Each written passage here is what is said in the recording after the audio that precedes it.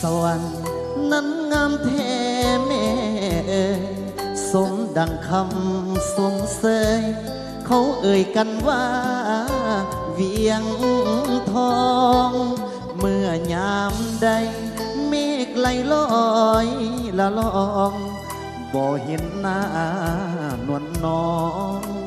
แล้วต้องส่วนให้อาวรงามทองสีเนื้อนาลีใดๆสร้างผลบุญปางใด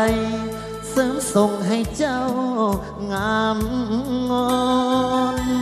เด่นเพียงใดห้องหัวใจเจ้าว่างจากบอนอายขาดคู่สอนยามนอนแล้วเศร้าโศกสันนวลน้องเวียงสวรรค์คนดีเจ้าเป็นเทพีขวัญเมืองแห่งนี้มานานเนื้อนวลขาวทอง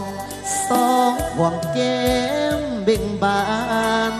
งามยิ่งได้บ่ปานยิ้มหวานละเลื่อนซื่นใจ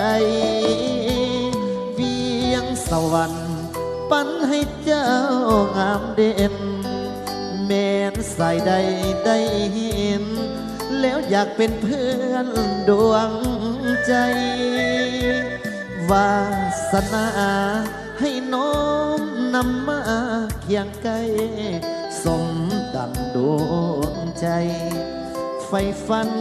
ฮักนางแน่นอนขอบใจเด้อทั้งน้ำใจทั้งลุงใหญ่มอบให้ขอให้โชคให้หมานสุขภาพแข็งแรงปีใหม่ฟ้าใหม่คอยให้ลำได้รวยตลอดไปเนาะ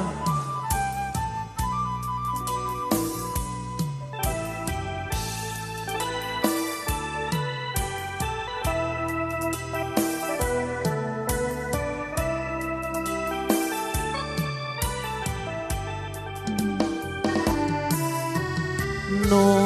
วลน้องเวียงสวรรค์คนดีเจ้าเป็นเทพีขวัญเมืองแห่งนี้มานานเนื้อนวลขาวทองสองห่วงแก้มเบ่งบาน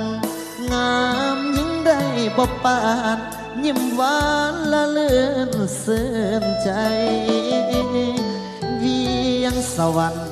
ปันให้เจ้างามเด่นแม้นสายใดได้เห็นแล้วอยากเป็นเพื่อนดวงใจวาสนา